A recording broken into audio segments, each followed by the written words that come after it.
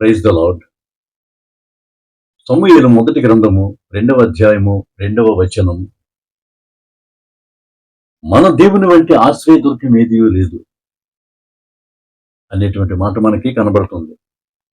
అదే ఇంగ్లీష్ బైబిల్లో అయితే there is no rock like our God అనేటువంటి మాట మనం చూస్తాం.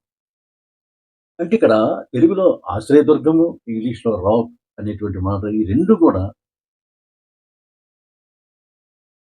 ఒకే రకమైనటువంటి ఆధ్యాత్మిక సత్యాన్ని వ్యక్తపరుస్తున్నాయి.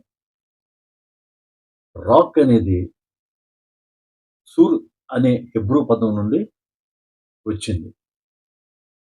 అంటే గట్టి రాయి లేదా బండ అని అర్థం. అంటే కదలనటువంటి పునాది అని అర్థం.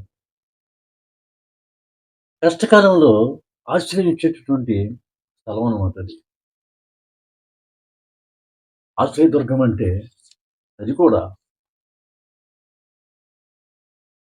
కోట. దుర్గం అంటే కోట. శత్రువులు చేరలేని బలమైనటువంటి స్థానం, రక్షణనిచ్చే స్థలం, పూర్తిగా భద్రత కలిగినటువంటి స్థలం. దీని అర్థం దేవుడు కేవలం గట్టి రాయి కాదు, ఆయన సజీవ రక్షకుడు. ఆశ్రయమిచ్చేటువంటి స్థలము, ఆశ్రయ స్థలము అనేటువంటిది దీని అర్థం. ఆశ్రయదుర్గము అంటే దేవుణ్ణి బండతో ఎందుకు పోల్చాడు అంటే ఆయన కదలని దేవుడు, పడిపోనివ్వని దేవుడు, జీవితాన్ని నిలబెట్టేటటువంటి దేవుడు.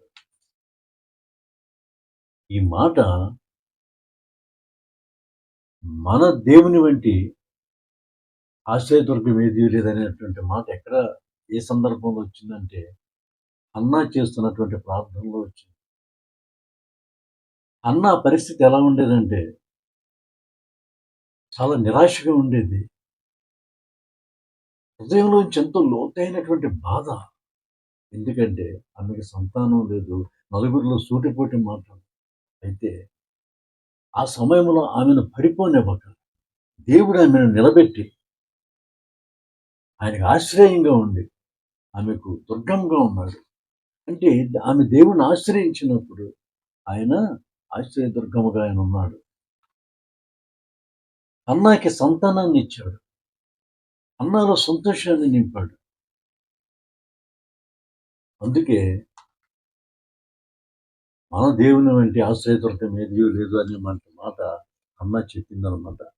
మనుషులు మారుతారు, పరిస్థితులు మారుతాయి, దేవుడు మాత్రం నిన్న నేడు రేపు ఒకే రీతిగా ఉన్నాడు.